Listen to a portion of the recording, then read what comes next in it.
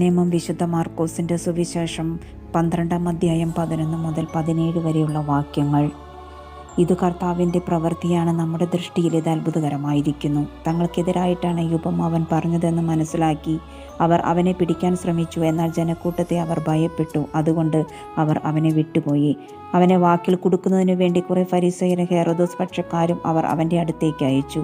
അവർ വന്ന് അവനോട് പറഞ്ഞു, ഗുരു, നീ സത്യവാനാണെന്നും ആരുടെയും മുഖം നോക്കാതെ നിർഭയം ദൈവത്തിൻ്റെ വഴി സത്യമായി പഠിപ്പിക്കുന്നെന്നും ഞങ്ങൾ അറിയുന്നു. സീസറിന് നികുതി കൊടുക്കുന്നത് നിയമാനുസൃതമോ അല്ലയോ? അവരുടെ കാപട്യം മനസ്സിലാക്കി അവൻ പറഞ്ഞു, നിങ്ങൾ എന്തിനെന്നെ പരീക്ഷിക്കുന്നു? ഒരു ദനാറ എൻ്റെ അടുത്ത് കൊണ്ടുവരുക, ഞാൻ കാണട്ടെ. അവർ അത് കൊണ്ടുവന്നപ്പോൾ അവൻ ചോദിച്ചു, ഈ രൂപവും ലിഖിതവും ആരുടേതാണ്? സീസറിൻ്റെതെന്ന് അവർ പറഞ്ഞു.